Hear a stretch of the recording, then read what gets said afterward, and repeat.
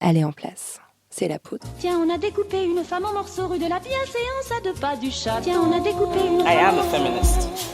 Je vous obsède avec une constance. Je ne me suis pas conduit d'une façon conforme à ce qu'on attend d'une jeune fille d'abord et d'une femme ensuite. I'm sorry that I didn't become the world's first black classic pianist. C'est enfermant pour tout le monde. Le droit de se regarder en face, le droit de se ramasser la Je crois gueule. qu'une femme qui existe dans son temps, à l'intérieur de son temps, n'a pas d'époque, elle marque Bienvenue son époque. Entre subjectivité et révolution. la Boum. poudre. Je suis Lorraine Bastide et aujourd'hui, je reçois Mame Fatou Niang. J'aime bien la métaphore du travail de fourmi et aussi avoir cette humilité de voir les choses dans une temporalité très très longue. Et lorsqu'on a ça, ça permet d'une, de ne pas céder au découragement et de deux, de voir où est-ce qu'il y a des choses qui cèdent. Et moi, par exemple, en tant que professeur, en tant qu'universitaire, là où on gagne du terrain, je le vois. Je vous écris d'un lendemain de manif. Et comme souvent ces derniers temps, d'un lieu pile sur la brèche entre l'espoir et la colère. On était 500 000 dans les rues de France ce samedi 28 novembre. Oui, on était 500 000 et me gonflez pas avec les chiffres de la préfecture de police qui est précisément l'entité contre laquelle on manifestait. Donc on était 500 000, flippés du Covid, flippés du gaz lacrymo. Et pourtant on était là, on a bravé tout ça et on l'a fait dans la joie. Il y avait tout le monde. Les coloreuses, les syndicats, les sans-papiers, les Marocains, les sorcières, les Algériens, les journalistes, les jeunes, les vieux, les partis, les assos. Jamais vu assemblées aussi diverses, aussi joyeuses. Et puis le lendemain, dans les journaux, de notre belle et grande manif, presque pas un mot. Dans le cortège, la banderole portant les noms de toutes les victimes de violences policières faisait 8 mètres de long. On a des vidéos. On en a une par jour ces derniers temps. Pour citer Assa Traoré, je comprends même pas qu'il y ait débat. Et pourtant, il y a débat. C'est fou, mais il y a débat. Pour reprendre espoir, je vous conseille cet épisode enregistré sur Zoom un soir de confinement. Le son n'est pas génial, désolé, mais la détermination confiante de mon invité irradie dans tout notre échange. Et ça fait du bien. Ça y est, c'est parti.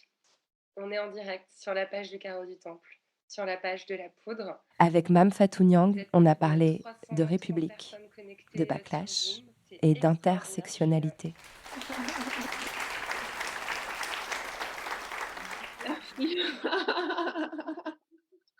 Merci Lorraine, et ça me fait vraiment chaud au cœur de voir toutes ces petites mains dans le chat. Et je voulais que tu aies droit à ton entrée, toi aussi. Merci. Bon, j'avais dit qu'on se vous voirait, mais j'ai déjà perdu ma résolution au bout d'une phrase, donc on va pas essayer. Mame Fatou Niang, tu es chercheuse et maîtresse de conférences en littérature française et francophone à l'université de Carnegie Mellon à Pittsburgh, en Pennsylvanie, aux États-Unis, où tu enseignes depuis 2012 et où tu vis aussi depuis 2006, je crois. Tu es également l'autrice d'un livre intitulé Identité française, banlieue, féminisme et universalisme, paru l'année dernière, qui éclaire sacrément bien l'époque qu'on vit aujourd'hui. Tu es également la co-réalisatrice avec Cathy Nissen d'un documentaire intitulé Marianne Noire, paru en 2016, sur les parcours de femmes afropéennes, pour reprendre un terme forgé par Lénora Miano, mais qui, je crois, va bien à tes Marianne. Voilà, donc on devait normalement se voir en chair et en os, mais le confinement, on a décidé autrement. On va faire contre mauvaise fortune, bon cœur. Je te remercie vraiment d'être là ce soir, Mame. Mais merci pour cette invitation, et comme tu dis, ben voilà, on va faire avec ce qu'on a, on va faire avec ce que la virtualité nous donne, et recréer du commun, recréer du dialogue ici. Quand je t'ai soumis le titre de la conférence de ce soir, Penser l'intersectionnalité, tu as tout de suite accepté. Pourquoi cela te semble important en cette période de se ressaisir de cette notion ? Bah, moi, je pense que c'est parce que c'est une notion qui est extrêmement utilisée, qui est extrêmement galvaudée, et on en parlera aujourd'hui. On parlera de l'intersectionnalité telle que mis en mots par la juriste afro-américaine Kimberly Crenshaw à la fin des années 80. Mais moi, ce qui m'intéresse véritablement dans le cadre de notre échange, et c'est ce qui m'a plu quand tu m'as proposé ce thème, c'est de rester dans l'esprit du titre, penser l'intersectionnalité. Donc de le penser à partir de notre local, depuis la France. Réfléchir à la manière dont le terme arrive en France, à la manière dont il est déployé en ce moment comme épouvantail anti-républicain. Et je pense ici aux récentes sorties de Blanquer, d'autres politiques, et aux diverses charges qui sont menées contre le terme par une coalition assez élargie qui va de la gauche à notre extrême droite ici en France. Penser également les mythes qui se nichent dans la compréhension de ce concept. Et finalement, et pour moi, c'est une chose qui est absolument centrale dans mes travaux depuis à peu près 2 ans, voir comment ce concept, dès lors que nous l'ancrons en France, dans son histoire française, dans son historicité française, ben, il nous permet de répondre au temps, au tsunami que nous vivons actuellement, et de répondre surtout à ce qui, pour moi, est l'une des crises majeures de notre temps, qui est la crise de sens qui accompagne le délitement de la République, le délitement de la démocratie. Et comme je disais, ce galvaudage de termes tels que universalisme, citoyenneté, égalité, qui sont voilà, brandis à tout va. Donc voilà, pour moi, c'était vraiment très important de me saisir de ce concept-là, s'éloigner des poncifs, s'éloigner des mantras creux, décortiquer les accusations d'importation, les accusations en terrorisme intellectuel, et réfléchir à la manière dont l'indigénisation, la francisation de ce concept, ben, répond à des besoins brûlants de notre temps. Mam, à l'instant, tu parlais de cette diabolisation, de la pensée intersectionnelle, même je dirais même des sciences sociales, en général. Alors elle émane, effectivement, des instances gouvernementales. On l'a entendu dans la bouche d'Emmanuel Macron en personne, au mois de juin, beaucoup plus récemment dans la bouche, de Blanquer. Mais tout récemment encore, il y a une tribune qui a été signée par, une centaine d'universitaires, qui est parue dans Le Monde fin octobre, et j'aimerais bien en lire un petit passage, juste pour qu'on situe bien la façon dont nos champs, enfin ton champ de recherche et celui qui est celui de nos luttes communes, est décrit. Alors que le port du voile, parmi d'autres symptômes, se multiplie ces dernières années, il serait temps de nommer les choses et de prendre conscience de la responsabilité dans la situation actuelle d'idéologies qui ont pris naissance et se diffusent dans l'université et au-delà. L'importation des idéologies communautaristes anglo-saxonnes, le conformisme intellectuel, la peur et le politiquement correct sont une véritable menace pour nos universités. Enfin, tout est là, hein. On a, en 2 phrases, on a le voile, l'idéologie, les États-Unis. Et c'est vraiment cette idée d'importation que je voulais questionner avec toi. Alors, l'intersectionnalité, très vite, c'est entre 89 et 91, il y a une juriste afro-américaine, Kimberly Crenshaw, qui met en lumière les angles morts dans la prise en compte juridique des sujétions qui écrasaient les femmes issues des minorités, et surtout des femmes noires. Et donc, en 91, il y a le procès d'Anita Hill, et Crenshaw va se rendre compte en fait qu'il y a une espèce de mécanisme qui va faire que les mouvements féministes d'un côté et les mouvements antiracistes de l'autre vont se déchirer entre la défense de Anita Hill qui accuse le juge Clarence Thomas d'agression sexuelle, et de l'autre la défense de Clarence Thomas, qui est une star du barreau, deuxième noire nominée à la Cour suprême, que l'on ne doit pas jeter en pâture à l'Amérique blanche et raciste. Et donc elle va s'interroger sur la difficulté de croiser des luttes qui sont mises en opposition, alors qu'elles ont pour but premier d'atteindre une société plus juste, et que dans ces reniements-là, c'était des femmes noires qui vont se retrouver au bas de l'échelle, qui vont être éternelles sacrifiées. Donc Crenshaw, aux États-Unis, va mettre un mot sur cette articulation. Cette rencontre donc des enjeux de race, de classe, de genre, de validisme, d'âge, de location géographique, etc. Mais si elle met un mot sur l'intersectionnalité, elle n'invente pas l'intersectionnalité. Cette pensée a été déclinée même aux États-Unis bien avant elle, par des personnes comme Sojourner Truth, les femmes du combat et collectif, etc. Ça, c'est pour les États-Unis. Déconstruire l'idée que les femmes sont un bloc homogène et analyser la manière dont leur émancipation doit se penser en même temps que le combat pour les droits civiques, pour une société anticapitaliste, pour les droits des ouvriers, etc. Mais l'intersectionnalité, ce n'est pas juste ce mot qui a été inventé. L'intersectionnalité, c'est une manière de vivre, c'est une manière de faire, et il y a de l'intersectionnalité en France. Et donc moi, je m'intéresse beaucoup, pour répondre à ta question, aux écueils qui sont placés devant ce mot. Le fait de dire, que c'est un concept qui est importé, Il n'y a rien de plus faux. Et deux, de dire qu'il est inopérant, voire dangereux dans un cadre républicain. Donc on va commencer avec l'importation. Il y a eu donc cette tribune. Je pense aussi à Blanquer qui a parlé donc d'une matrice intellectuelle qui veut essentialiser les communautés et qui porte une responsabilité dans le terreau fondamentaliste qui frappe la France. Et pour moi, cette phrase, elle est absolument ridicule quand on pense, un, aux contributions anciennes de théoriciens français sur ces questions, et que, deux, comme je le dis, sans mettre le mot intersectionnalité sur ce qu'elle faisait, des femmes françaises dans l'Hexagone vont faire de l'intersectionnalité, le vivre. Je pense à Suzanne Roussy-Césaire, Jeanne Leroux, Eugénie Eboué, Annette Bay d'Erneville. Je suis allée aux États-Unis, mais je n'ai pas appris l'intersectionnalité aux États-Unis. Je suis partie en tant que personne vivant déjà dans une intersectionnalité. Et je trouve qu'il est assez triste sur ce concept de l'importation qu'un pays comme la France, qui se dit un chantre de l'ouverture, qu'on voit comme ça un mouvement être rejeté en bloc sur la seule base de ses prétendues origines étrangères. L'intersectionnalité n'a pas de pays ou de nationalité. On en fait à Dakar, on en fait à Djibouti, on en fait à Sydney. On y réfléchit dans les couloirs des universités allemandes, sud-africaines, américaines, mais il y a une tradition française, il y a une pensée française, une expérience française de la question raciale, féministe, féminine et de l'imbrication des dominations. Mais moi, c'est vrai que oui, comme je le dis, c'est à l'université que je découvre Condé, Glissant, Fanon, Fabienne Canard, que je ne connaissais absolument pas après 2 ans de classe prépa et mes études ici.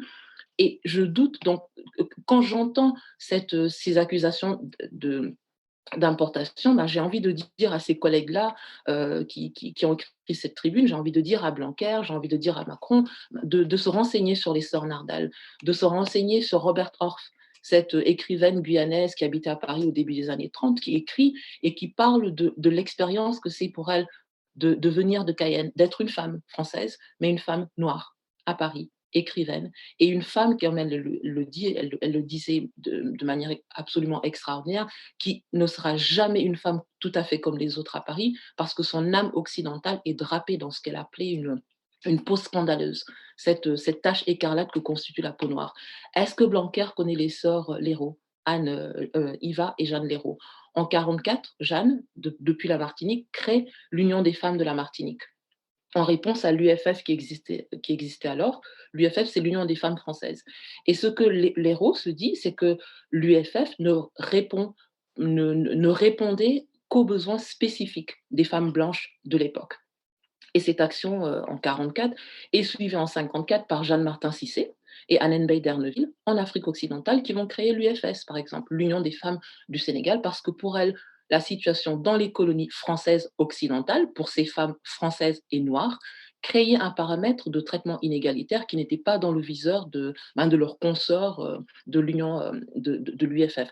Et juste pour terminer sur cette question d'importation que je trouve très, très triste personnellement, moi j'ai envie de dire à Blanquer, à Macron, à toutes ces personnes, tous ces collègues qui ont écrit cette tribune, toutes ces personnes qui crient à l'importation et à l'assassinat de la France, de lire les travaux de Yala Kisukidi, de lire les travaux de Jacqueline Couty, d'Annette Joseph Gabriel, d'Audrey Célestine, de Maboula Soumaoro, de Sylviane Larcher, de Myriam Paris, de Jennifer Boitin, de Kautar Archi, de lire les romans de Aya Sissoko, de Dalimi Chatouré, de lire les romans de Tassadi Timash, d'Assia Djebar, de Fabienne Canor, de Marie Scondé. Je leur demande de regarder Bintou Dembélé ou Gerty Damburi monter sur scène et démêler avec leur corps, démêler avec leurs mots les chevaux de ces discriminations et les chevaux de l'intersectionnalité à la française. Et je ne peux pas tout citer ici, mais j'ai conscience que ces noms fleurent l'étranger, Larcher, Djebar, Canor, et qu'ils renvoient à des traits de visage ou des lieux qui fleurent bon l'ailleurs, mais il ne faut pas s'y tromper. Ce sont des histoires françaises. C'est une histoire de France. Ce sont des histoires de Marianne, enfin, on revient à cette histoire de Absolument, Marianne. ce sont des histoires françaises. Et juste pour terminer sur ça, moi, c'est ces femmes qui m'habitent depuis 15 ans, depuis que je fais ce travail, ces femmes qui parlent, qui bougent, qui pensent, qui écrivent ce que c'est d'être et de grandir femme et noire, femme et musulmane, femme et arabe, femme et noire et musulmane, et voilée et pauvre, ou de banlieue, ou de petites villes de campagne, ce que c'est d'accompagner les parents au guichet des administrations et de voir les profs d'école vous condamner dès le CI parce que, avec la famille que vous avez, comme l'écrit Aya Sissoko dans son roman de bas, avec la famille que vous avez, ça va être compliqué. Et puis comme Maboula le dit bien dans mon film Marianne Noire et dans son bouquin Le Le triangle et triangle et l'hexagone, l'hexagone. qu'on ne croit toujours pas en vous au lycée, puis à la fac, puis après le CAPES, puis pendant le doctorat, puis après le doctorat et quand on est maîtresse de conférence, ben parce que Soumaoro, Sissoko, Niang, ben ça rime pas avec Sorbonne. Et moi, toutes ces personnes, voilà, je les invite à prendre, à entendre toutes ces voix-là qui disent en français, depuis la France, ce que c'est d'être à l'intersection de tellement de différences qu'on ne pourra jamais vous voir comme étant au centre, comme étant du centre, comme appartenant au groupe national. Enfin, l'énumération m'a donné, énormément de d'émotions, merci beaucoup d'avoir mentionné le travail et les œuvres de toutes ces chercheuses, romancières, dramaturges, je pense on l'écrira et on la publiera pour que chacun puisse aller, y piocher. J'espère. Alors, il y a une autre attaque qui est en train de s'additionner à cette diabolisation, des sciences sociales, c'est la loi, LPPR, la fameuse, qui a été votée à l'Assemblée mardi et qui passera au Sénat, le 30 novembre. Cette loi contient plusieurs volets particulièrement inquiétants pour la liberté académique, notamment l'interdiction sous peine d'amende d'occuper les amphithéâtres, ce qui de fait interdit tout simplement, les mouvements sociaux à l'université, hein, au pays, de la Sorbonne et de mai 68. Plusieurs profs et collectifs ont appelé à une protestation en ligne, même si tu n'es pas rattaché à l'université française directement. Est-ce que toi, cette loi t'inquiète également? Mais absolument, je suis, j'ai signé plusieurs pétitions. Je ne travaille pas dans une université française, mais je travaille sur la France. Et cette loi touche des personnes qui me sont chères. Cette loi va toucher notre capacité à nous penser. Cette loi va toucher notre capacité à penser la France dans sa pluralité. Et je suis du monde universitaire. Et moi, ce que j'essaie de faire, j'essaie d'analyser ce qu'il y a derrière ces propos, derrière les propos de Macron, derrière les propos de Blanquer et ce qu'il y a derrière des initiatives plus larges du gouvernement, comme la loi LPPR, donc ce projet de loi de programmation de la recherche 2021-2030, et surtout l'ajout de cette mention que moi j'ai trouvé absolument lunaire, que les travaux devraient s'exercer dans, je cite, le respect des valeurs de la République. Les valeurs républicaines. Mais alors, je t'avoue que quand j'ai relu attentivement l'article du Monde, je ne l'ai pas retrouvé, cette mention-là. Et pourtant, je l'ai entendue moi aussi. Mais ça, c'est complètement délirant. Enfin, c'est absolument inimaginable, en fait. Non, mais absolument. Et donc, de questionner, mais qu'est-ce que les valeurs, qu'est-ce que sont ces valeurs? Et surtout voir dans cette mise en accusation, le fait de pointer du doigt une dérive des sciences sociales qui serait gangrénée par le racialisme, l'intersectionnalité, la haine des Blancs de la République. Et c'est une mise au pas. Moi, je trouve que c'est une mise au pas, c'est une attaque absolument terrible contre les libertés académiques. Mais je veux dire qu'avant de concerner aussi largement le monde académique, ces attaques, elles ont été très longtemps dirigées contre des chercheurs racisés sans qu'on voit un engagement aussi significatif. Bah, quand j'évoquais le fait que toi, comme Maboula, ayez dû aller étudier, faire votre recherche outre-Atlantique, je pensais aussi un petit peu à ça, c'est-à-dire qu'on vous a aussi tellement pas invité à pouvoir explorer la recherche que vous vouliez explorer en France que vous n'avez pas vraiment eu le choix aussi, quoi. Ben absolument. Moi, en 2006, donc je sortais de prépa, j'étais dans une voie extrêmement classique. Et il y a un moment, il se pose toutes ces questions de vouloir, de qu'est-ce que c'est que le canon? Comment est-ce qu'on peut penser le canon? Et surtout, une question qui à l'époque, moi, on m'a dit, n'était absolument pas scientifique, n'était pas une chose qui n'était pas pensable, se penser comme sujet épistémologique, se penser comme sujet de recherche, alors que voilà, nous on sait que on est dans cette espèce de froideur scientifique où il faut être le plus éloigné possible de son sujet. Et je sais que voilà, moi j'arrive en 2006 pour un semestre d'échange à l'université Brown et on me dit, t'es la petite française, tu vas lire Fanon. Et je dis, mais qui, quoi, je ne le connaissais pas. Donc voilà comment je découvre Fanon. Et donc, juste pour revenir sur cette expérience-là, moi, ce que mon travail et celui de bon nombre de mes consoeurs et confrères dans les sciences sociales fait, c'est de questionner ce qui nous est présenté comme du naturalisé, ce qui nous est présenté comme du normalisé. Le fait de dire, bah, les valeurs républicaines, c'est ça et c'est pas autre chose. La France, c'est ça, ça, ça et ça, parce que c'est comme ci et c'est pas comme ça. Et là, et par là, effacer jusqu'au besoin de vouloir mettre en lumière des éléments qui ne doivent pas être dans le viseur de la République, et comme par exemple exiger que l'intersectionnalité demeure un impensé, qu'on ne doit pas y réfléchir parce que la République s'occupe du concept de la classe, le concept de la race n'existe pas. À partir de là, voilà, l'intersectionnalité doit être impensée. Et nous, ce que nous essayons de faire dans nos analyses, c'est de repousser la tendance qui peut être jusque dans nos propres corps de métier. On l'a vu avec cette tribune de nos collègues, donc cette tendance à produire ce que Sylviane Larcher appelle un nationalisme épistémique, c'est-à-dire la production de savoir qui soit ethnocentré, nationaliste, qui passe sous silence, qui efface ou dévalorise certaines notions. Et ici, je pense, comme je l'ai dit, surtout à la dévalorisation ou à la mise sous silence de la notion, de la catégorie race, qui, je le rappelle, on le sait, mais c'est bon de le rappeler, n'est pas prise dans son sens biologique qui n'existe pas, mais dans son sens social et dans son sens, donc dans la manière dont elle crée des catégories sociales. Et qui permet donc de penser le racisme, ce qui peut être utile. Moi, je me demandais, Mam, si tu savais où était passé juin.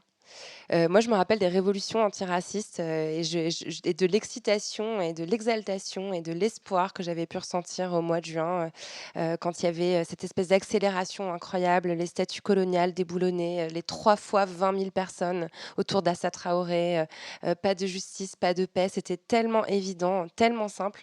Toi aussi, tu y croyais, tu as écrit. Je n'ai jamais connu l'effervescence qui s'est emparée de la France dans le sillage de l'affaire George Floyd. Dans mon entourage, de nombreux journalistes, chercheurs, activistes et artistes partagent ce sentiment d'inédit, cette impression d'assister à un moment historique. Dans un débat public imposé, la France se retrouve 8 semaines durant face à une série d'interrogations auxquelles elle ne peut plus échapper. Il est où cet état d'esprit maintenant, 6 mois après? Ça paraît presque comme si on avait rêvé. Il est toujours là. Il est toujours là. Je suis d'une nature extrêmement optimiste il y a une chose que tu as dite, je pense que c'était il y a 2-3 semaines qui voilà, pour moi, résumait beaucoup la situation qu'on a aujourd'hui, parce que j'entends beaucoup de gens autour de moi dire voilà, la France se venge du fait qu'on ait imposé ce débat racial qui est devenu, qui avait été inévitable, incontournable au mois de mai, de juin, qui a été, voilà, qui a dû remonter jusqu'aux plus hautes sphères de l'État, toutes ces conversations autour des statuts, de la question raciale, des violences policières, etc. Et donc que la France se vengeait par ce backlash, donc que le système revenait pour écraser tout ce soulèvement de manière encore plus forte. Et tu avais dit une chose que j'avais trouvée magnifique: non, ce n'est pas ça le backlash, c'est nous. C'est nous. Donc, quand on comprend comme ça, on se dit qu'il y a quelque chose qui a bougé. Et à partir de là, moi, j'aime bien la métaphore du travail de fourmi, et aussi avoir cette humilité de voir les choses dans une temporalité très, très longue. Et lorsqu'on a ça, ça permet de ne pas céder au découragement, et de deux, de voir où est-ce que voilà, il y a des choses qui cèdent. Et moi, par exemple, en tant que professeur, en tant qu'universitaire, là où on gagne du terrain, je le vois. Je le vois dans le fait qu'en 2006, j'ai dû partir parce que je ne trouvais personne avec qui travailler. Je voulais travailler sur le rire noir dans l'espace de l'Atlantique Nord. Je ne trouvais personne. Et aujourd'hui, j'ai une dizaine d'étudiantes de master et de doctorat françaises qui travaillent avec moi. Et elles ne sont pas aux États-Unis, elles ne sont pas au Canada, elles ne sont pas à Londres, elles sont en France. Donc voilà, c'est sur des petites choses comme ça qu'on se rend compte que les choses changent. Et les choses changent aussi parce qu'on se rend compte que nous accédons de moins en moins, et nous arrivons à montrer sur plusieurs échelles, que ce soit à l'échelle de la recherche scientifique, que ce soit dans la militance, que ce soit dans la production artistique. Et pour moi, c'est une chose qui est extrêmement importante, et j'espère qu'on aura l'occasion d'en parler, que nous ne sommes pas dans de l'importé, nous ne sommes pas dans de l'étranger, nous sommes dans des questions franco-françaises qui sont nées d'une histoire de France et qui vont répondre à des questions qui agitent la France aujourd'hui. Donc le fait de pouvoir avoir ces débats, même si c'est dans des conditions extrêmement difficiles, même si c'est des débats qui peuvent être biaisés, qui peuvent être dans des conditions où on a l'impression qu'on crie un peu comme ça dans le vide, le débat est là, les mots sont sortis, et on sait, lorsqu'on parle de ces questions, que ce soit la question des féminismes ou la question raciale ou la question de l'intersectionnalité, à quel point le plus dur n'a pas été d'être attaqué, le plus dur a été d'être invisibilisé, le fait que la parole n'arrivait pas à sortir. Donc pour moi, l'attaque, C'est déjà quelque chose. Ça veut dire qu'on est au moins considéré, qu'il y a une sorte de l'invisibilisation a été levée et pour moi, je le prends absolument comme une victoire. Donc l'esprit de mai est là, l'esprit de juin 2020 est là, on le porte et on ne bouge plus. En tout cas, je suis extrêmement honorée que tu m'aies cité. C'est n'importe quoi, mais merci Non, non, beaucoup, mais c'est c'est Mam. c'est ça et quand on le comprend comme ça inverse, la charge d'anxiété. Ouais, je l'avais ressenti très profondément et puis je trouve que ça redonnait de la force aussi de se dire que voilà, ça poussait fort en face, mais on était la résistance. Et il y a aussi quelque chose, je trouve, de très important justement pour réancrer en France cette question de l'intersectionnalité et pour lutter contre cette espèce de mythologie de l'importation. C'est que toi, tu la penses vraiment dans un cadre français, cette notion. Et tu as notamment permis, tu m'as d'ailleurs beaucoup aidé à ça, de déconstruire cette espèce d'opposition qu'on mettrait entre intersectionnalité et universalisme, entre antiracisme et universalisme. Tu as notamment coécrit avec un confrère, Julien Suodo, une tribune qui s'appelle Pour un universalisme antiraciste. Et dans cette tribune, vous proposez, ton confrère et toi, une issue, une réconciliation. Et je trouve que c'est aussi une excellente réponse à celles et ceux qui voudraient taxer de séparatisme les personnes qui portent ces discours, parce qu'au contraire, on voit bien que non, l'objectif, c'est le rassemblement. Est-ce que tu veux bien m'expliquer comment cette réconciliation, tu l'envisages dans une certaine temporalité, en fait? Alors avec Julien, ce qu'on disait, qui est un très, très bon ami, mon frère, mon collègue, on ce qu'on dit, c'est très simple, c'est que l'antiracisme, il doit être, universaliste et l'universalisme est antiraciste et à partir de là, cette, séparation qui est, manichéenne d'avoir les bons d'un côté, les mauvais de l'autre et même au niveau de au cœur même des du mouvement antiraciste, on a cette tendance à opposer d'un côté l'antiraciste, le bon antiraciste républicain avec des associations comme, je sais pas, la LICRA ou, SOS Racisme et les mauvais qui seraient alors affublés de tous les adjectifs indigénistes, etc. Et pour arriver à ça, en fait, dans mon travail, moi, je réfléchissais beaucoup à ce que Paul Gilroy appelle la mélancolie postcoloniale, c'est-à-dire la perte, le deuil qui saisit, alors pas actuellement, mais depuis un certain temps, l'Occident, cette confrontation entre ce que l'Occident pensait d'elle-même, ce qu'on pensait de soi, l'histoire que l'on a écrite de soi, ce qu'on pensait être et ce que l'on est véritablement. Et moi, je regarde la manière dont cette mélancolie, elle se traduit par des pulsions de destruction, donc destruction de soi, mais aussi destruction de corps comme le mien, qui ramène l'Occident à une réalité qu'elle essayait de fuir, donc qui ramène le miroir vers soi. Et j'ai beaucoup été inspirée au début de mes études doctorales par le travail de la théoricienne française franco-camerounaise Nathalie Etoké, qui est absolument célébrée aux États-Unis et dans les Caraïbes et relativement peu lue en France, qui dans un ouvrage paru il y a 10 ans, qui s'appelait Mélancolia Africana, réfléchissait à la réponse à apporter à ce rouleau qui a détruit les corps de nos mères et de nos pères, qui a voulu détruire, étouffer nos rêves et qui a pu détruire les corps de nos frères, et comment penser la réconciliation. Et moi, ça a été un déclic pour moi. Et en fait, très vite, j'explique, Nathalie Etoké pense à la manière dont on doit dépasser les moments actuels de rencontres tragiques ou de mise en opposition de camps, et penser une politique de la libération qui soit centrée autour de soi, autour de l'échange. Si tu as regardé Marianne Noire, c'est le principe de zone de confort dont la chorégraphe Bintou Dembélé parle magnifiquement dans le film. Et la mélancolia africana, nous dit Etoké, c'est une éthique de l'être, une éthique du devenir qui refuse absolument l'assignation.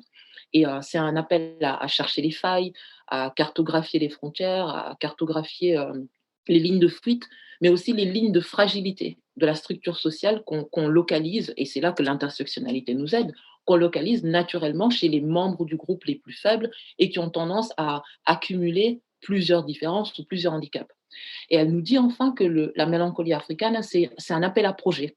Et c'est là que je fais la jonction avec mon travail. C'est un appel à projet pour trouver de nouveaux créateurs du nous, du bien commun. Et pas seulement des utopies irréalisables, pas seulement des mythes, mais vraiment des nouvelles possibilités qui soient ancrées dans la réalisation d'un bien commun. Donc d'une vraie res publica, d'une vraie république.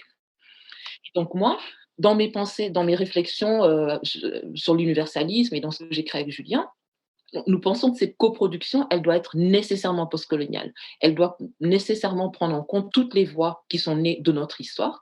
Et à mon sens, elle est l'une des voies les plus à même de répondre à la crise de sens que traverse la République aujourd'hui et des éléments comme la citoyenneté ou la démocratie qui lui sont associés. Et quand j'ancre l'intersectionnalité dans la manière dont l'antiracisme naturellement un universalisme, ce n'est ni pour dresser des listes kilométriques de victimes ou d'oppression, ni pour faire des hagiographies complètement étincelantes de femmes badass, exceptionnelles.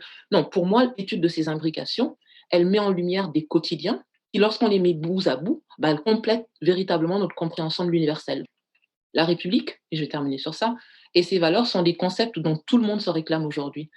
Mais on le voit, des mobilisations de cet été dont tu parlais, aux travaux universitaires, aux multiples interventions de collectifs, de militants, d'artistes, on voit qu'il y a une pression sur les questions de race, de genre, de classe, de location géographique, etc., qui mettent la République face à ces promesses non tenues.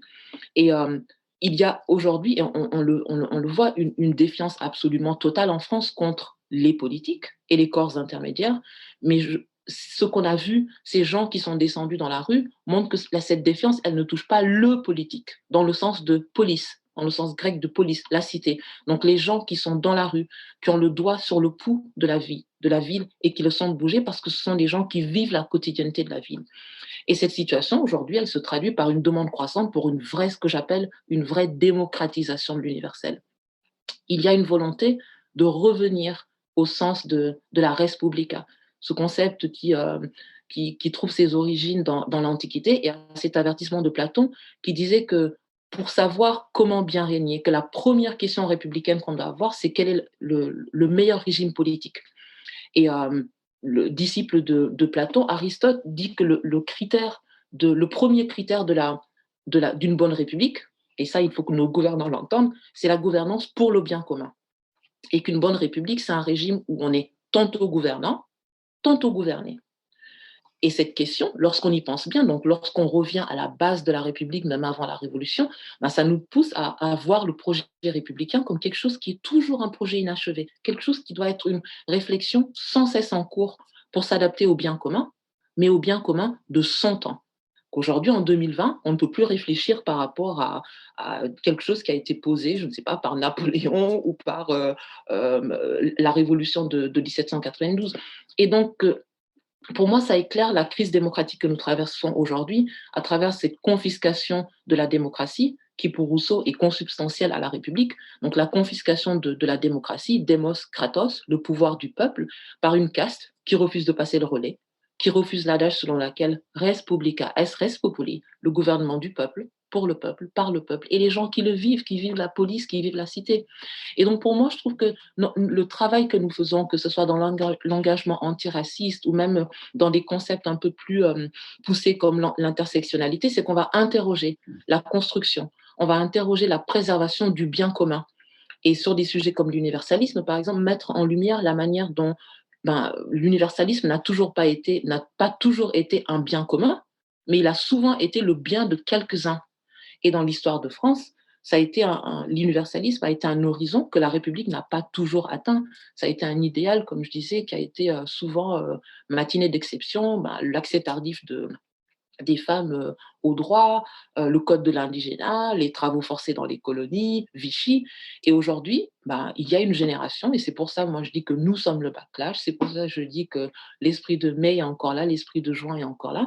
Il y a une génération qui, dans les universités, dans la rue, dans les podcasts, dans son quotidien, refuse de vivre sous le joug d'un mythe invisibilisant, silenciatoire. Et donc, bien loin de la menace séparatiste qui est brandie par le gouvernement, et bien loin de casser la République en deux, comme on nous a dit, de la servir sur un plateau aux terroristes, ce qu'on est en train de faire, c'est de vraiment réfléchir à une nouvelle utopie politique et un vrai projet de société qui englobe le maximum de voix possibles.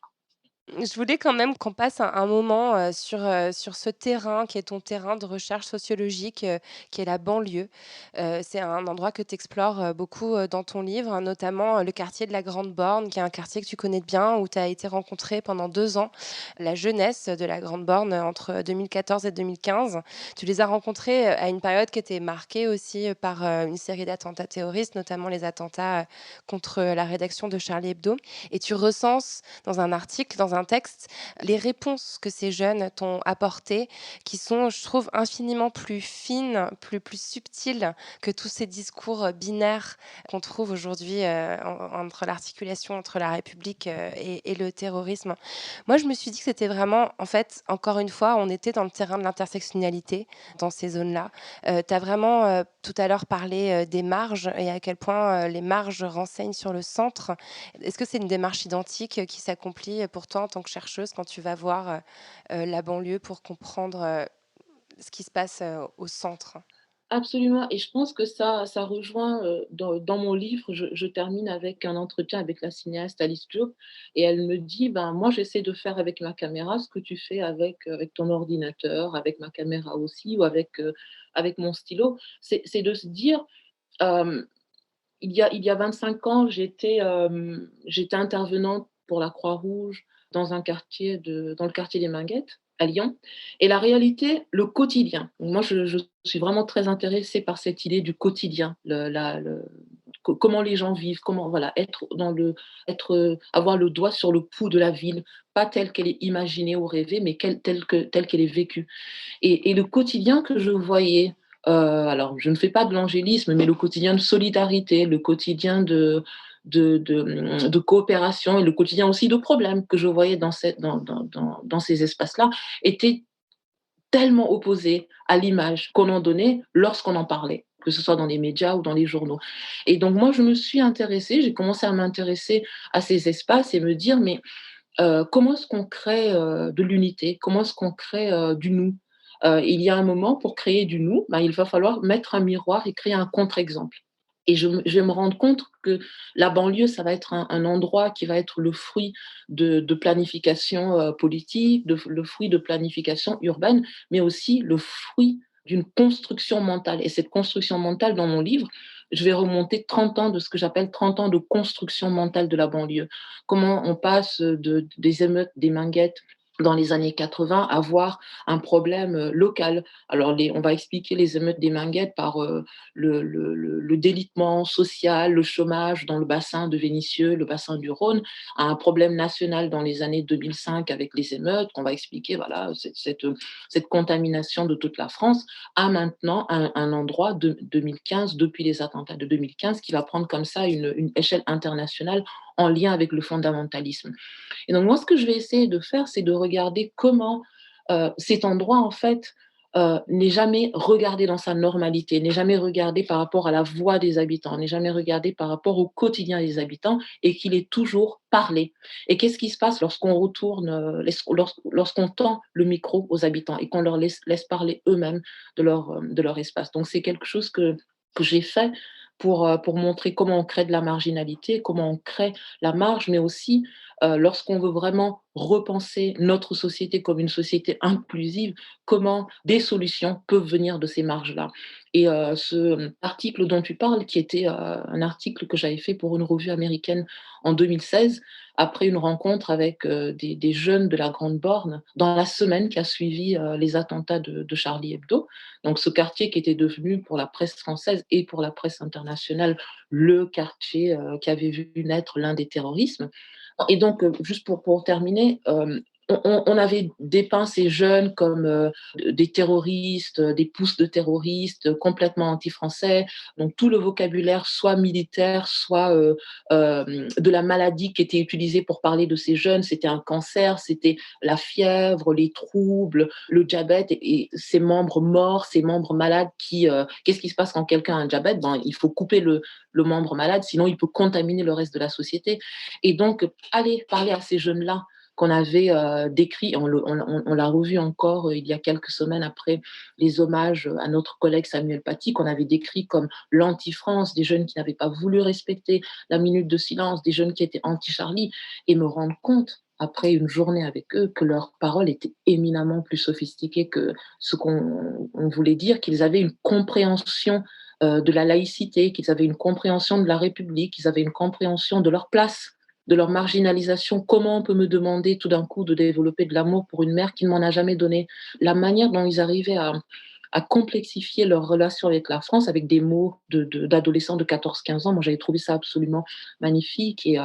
Et donc, voilà, c'est vraiment un encouragement à sortir des mythes que l'on peut construire sur ces espaces-là, mais vraiment sans angélisme, hein, et à aller sur place, parler aux gens et voir comment on peut construire du dialogue entre espaces au lieu de voir le gouffre s'agrandir entre le centre et ses périphéries. Ouais.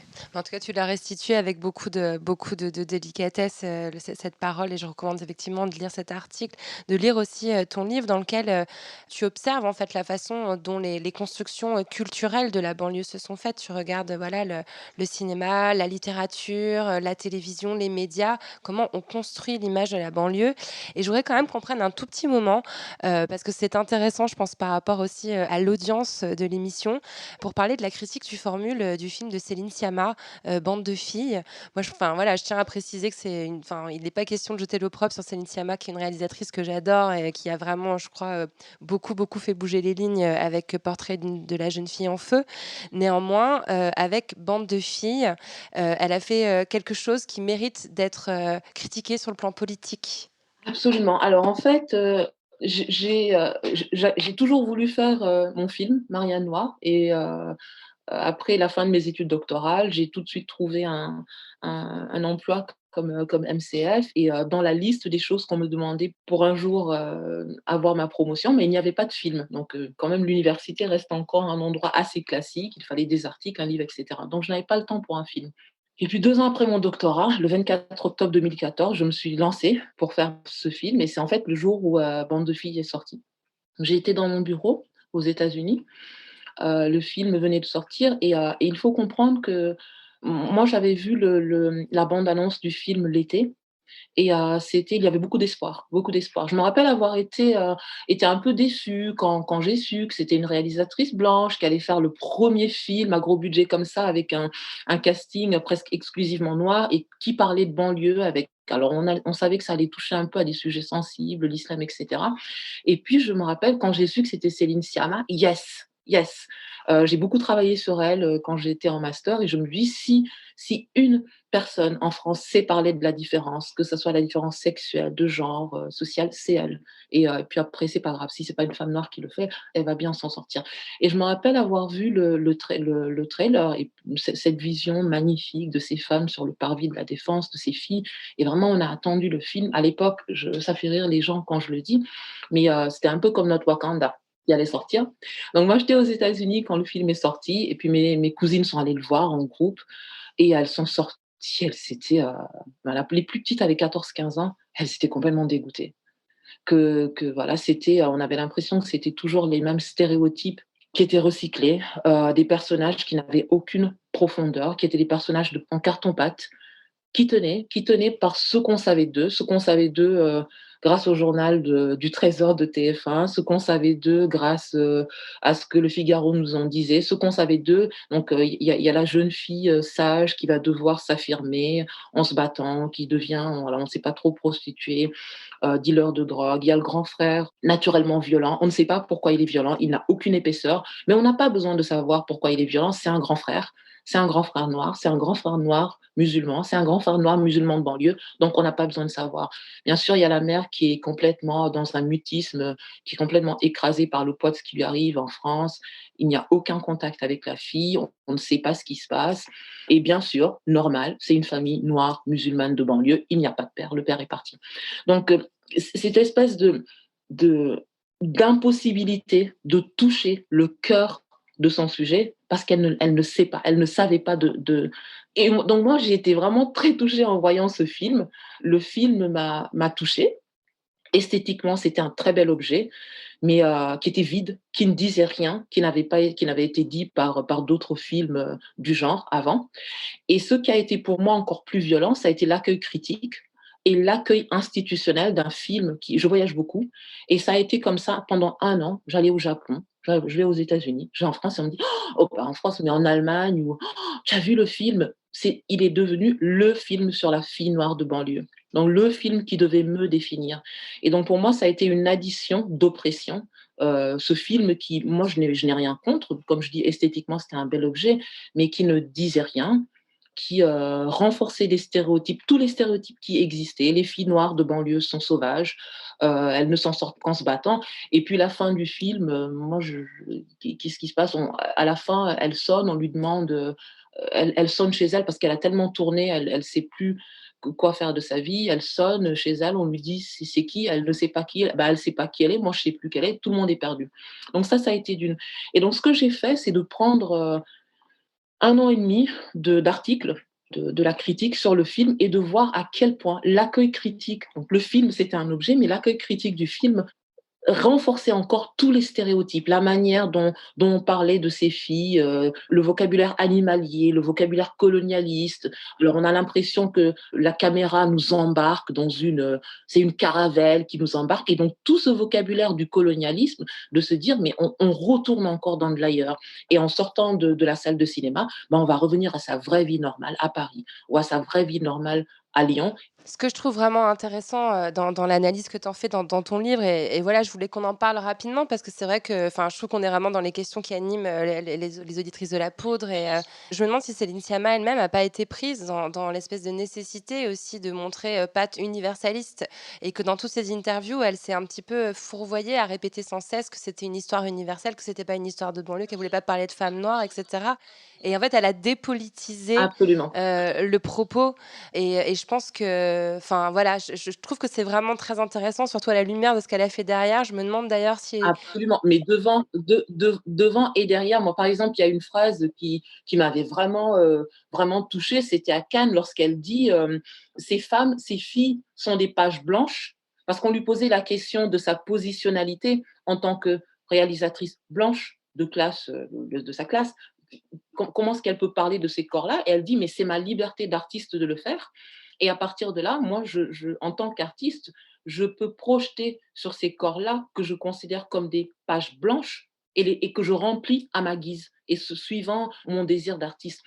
Et le corps noir dans l'Occident n'est pas une page blanche. Et on revient encore à cette idée de l'universalisme, à l'idée que voilà, on est dans une espèce de tabula rasa et tout le monde part du même point. Et on le sait, et tant qu'on ne pourra pas déminer la charge qui pèse sur le corps noir, de dire qu'on ne peut pas, elle ne peut pas dire, par exemple, comme elle l'a dit dans des entretiens, cette héroïne, Mariam, elle est aussi universelle et qu'on pourrait lui mettre un corset, qu'elle serait aussi universelle qu'une héroïne du 15e siècle ou je ne sais pas, une aristo du 17e. Ce n'est pas possible. Il n'y a pas la même charge. Les corps ne viennent pas avec la même histoire, la même. Donc voilà, ce n'est pas possible de les traiter comme une page blanche. Le corps noir en Occident n'est pas une page blanche. cette discussion que tu rapportes, ça me rappelle aussi la discussion qui a été créée, que tu as suscitée autour de cette fresque. Cette fresque, qui se situe, dans le métro, Assemblée nationale, sur laquelle tu es tombée un matin, je pense que tu venais d'ailleurs représenter, Marianne Noire à l'Assemblée. Donc c'est un artiste, qui a créé, réalisé une mosaïque, qui est censée représenter, commémorer, l'abolition de l'esclavage et il y a des personnages noirs qui sont représentés d'une façon enfin voilà, on peut difficilement imaginer plus raciste. En fait, on est vraiment dans l'imaginaire, Banania, enfin, si je peux me permettre de faire cette comparaison Absolument. et toi, donc, tu as décidé d'alerter sur la présence de cette fresque, raciste en acceptant d'ailleurs le fait que, OK, elle date de 91, peut-être qu'à l'époque, on n'avait pas assez d'outils pour comprendre que c'était pas possible de faire ce dessin-là. Aujourd'hui, on est en 2020, attaquons-nous à ce problème et les gens te répondent gentiment, que absolument pas, que c'est le droit de l'artiste de représenter les personnages noirs, comme il le veut. Enfin, il n'y a pas une espèce de même, licence artistique, en fait, qu'on essaye de trouver dans cet acte-là? Alors, l'histoire de la fresque, c'est une chose absolument lunaire. Donc, cette fresque se trouve en fait dans l'Assemblée Ah nationale. oui, je croyais que c'est dans le Elle métro. devait être au métro et alors on a décidé, ils ont eu peur qu'elle soit dégradée. Elle est dans l'Assemblée nationale et donc moi je la découvre je vous invite vraiment à aller la voir, c'est la fresque d'Irosa, Dirosa, à l'Assemblée nationale et là j'arrive et je tombe sur, 2 grosses têtes avec des grosses lèvres extrêmement rouges. Et donc je suis saisie de voir Banania à l'Assemblée et je suis encore plus saisie lorsque je m'approche et que je me rends compte que cette fresque, elle commémore l'abolition de l'esclavage. Donc on ne parle pas de l'esclavage en France, on parle de l'abolition. Donc ça, c'est déjà et je trouve intéressant, voilà, que ce soit déjà une histoire qui soit tue et lorsqu'on peut la commémorer, qu'elle soit commémorée de cette façon. Donc Julien et moi commençons nous écrivons, une tribune pour, demander son retrait. Ça, c'est important, pas sa destruction, son retrait, parce que je pense que cet objet doit être dans un musée. C'est un objet pédagogique, c'est un objet qui devra nous dire et qui devra dire à ses enfants comment il a atterri à l'Assemblée nationale et a pu y rester pendant 28 ans. Donc, on va dire que cet objet-là est un objet raciste. C'est Yabon Banania, Tintin au Congo à l'Assemblée nationale, et en plus pour célébrer l'abolition de l'esclavage. Et on va avoir vraiment un front, mais absolument total, organisé de l'extrême gauche à la droite, un front médiatique, politique, qui va nous tomber dessus pendant près de 10 jours, et on les entendra toutes. Alors, cette fresque ne peut pas être raciste, elle commémore l'abolition de l'esclavage. Nous sommes trop sensibles, nous ne comprenons rien à l'ironie, à la satire. C'est de l'ironie, c'est de la satire. Et pour revenir à ta question, vraiment le gros bloc qui va nous être opposé, ça va être le problème de la liberté, donc les valeurs de la République, l'universalisme et la liberté d'expression, la liberté de l'artiste. Et moi, j'ai une chose à répondre à ça par rapport à cette question, la licence de la liberté de l'artiste qui s'est senti offensé parce que on nous a dit que voilà, il avait travaillé avec des artistes, il ne peut pas être raciste, il a donné des sacs de riz en Éthiopie, il a travaillé avec des artistes africains en Afrique et des artistes caribéens à Miami, etc. Et moi, je dis, mais tout ça, pour moi, ce n'est pas important parce que la question qui se pose aujourd'hui de cette licence artistique qui arrive à effacer tout et à écraser tout sur son passage, c'est et qu'est-ce qu'on fait de la mémoire? Qu'est-ce qu'on fait de la manière dont aujourd'hui la France a un objet raciste pour commémorer l'abolition de l'esclavage? Qu'est-ce que ça dit sur nous? Qu'est-ce que ça dit de la manière dont est-ce que et je posais la question à l'époque à Guillaume Erner à France Culture, qu'est-ce que l'ironie ou la licence artistique viennent faire dans la commémoration d'un crime contre l'humanité? Nous sommes en train de réfléchir à la manière dont il faudra commémorer une stèle, quel type de mémoire, quel type de monument pour les victimes du 13 novembre, dont deux très bons amis à moi. Je ne peux pas imaginer une fresque où on voit deux jeunes s'amuser et puis voilà, ils ont deux balles, deux impacts de balles dans le corps et dire ah ouais, mais le Bataclan, ça bombe, c'est de l'ironie. Qu'est-ce que l'ironie, la satire, la licence artistique viennent faire dans la commémoration d'un crime contre l'humanité? Et c'est possible parce que c'est l'esclavage. C'est possible parce que cette mémoire-là, on ne veut pas en parler, on ne veut pas la faire sienne et on ne la respecte pas. Donc, voilà, ça a été une année très, très dure pour Julien et pour moi, mais je n'aime pas le mot combat, ce n'est même pas un combat, pour moi, c'est une évidence. Cette fresque, elle va partir un jour, je ne veux pas qu'elle soit détruite parce qu'il va falloir qu'on m'explique comment l'artiste a pu la créer, comment elle a pu être accrochée à l'Assemblée nationale, un temple républicain, y rester pendant 29 ans sans défriser personne. Et quand nous, on soulève la question de sa présence-là, ben c'est nous, les racistes, on m'a traité de raciste, d'antiraciste, de folle, de vendue à l'Amérique, on a tout entendu. Dans les médias, surtout, ce que j'ai noté, c'est qu'en fait, enfin voilà, tu es quand même, tu es chercheuse, tu es professeure d'université, tu es enseignante, tu es spécialiste, en histoire, en littérature et en fait, on te présente comme militante. Absolument. C'est extraordinaire, on était complètement dépossédé de tes savoirs, de ton expertise, de la position depuis laquelle tu édictes ce point de vue et j'imagine que ça a dû être extrêmement, usant. Et d'ailleurs, ça m'amène tout de suite à la question que j'avais envie de te poser parce qu'on approche de la fin de la rencontre et je voudrais qu'on ait quelques minutes pour poser quelques questions du public. Est-ce que parfois, même, tu es fatiguée?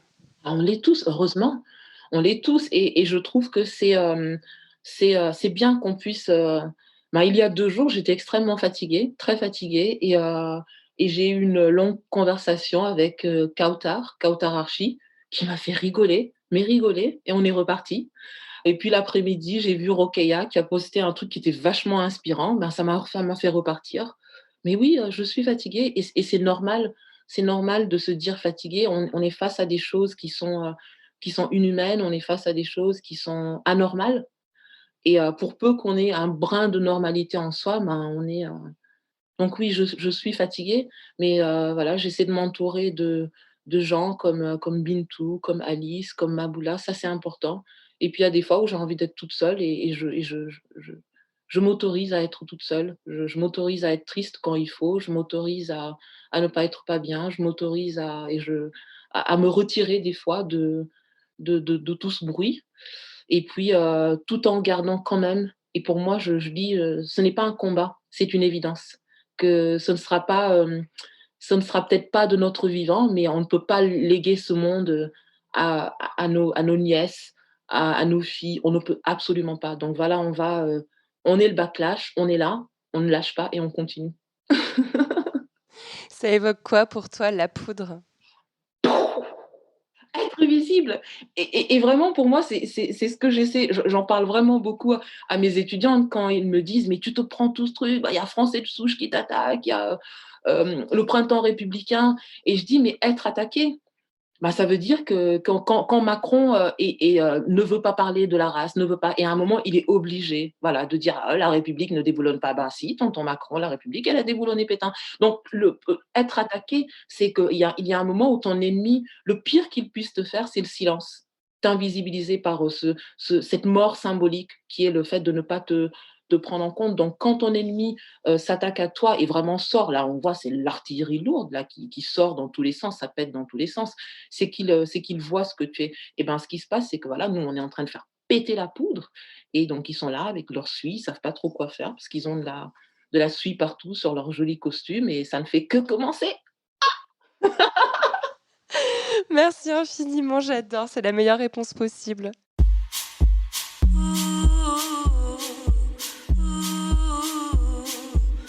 Merci à Mame Fatou Niang d'être venue faire parler la poudre avec moi. Et merci au Carreau du Temple d'avoir permis à cette rencontre de se produire dans de si bonnes conditions, malgré les circonstances. La Poudre est un podcast produit par Nouvelles Écoutes.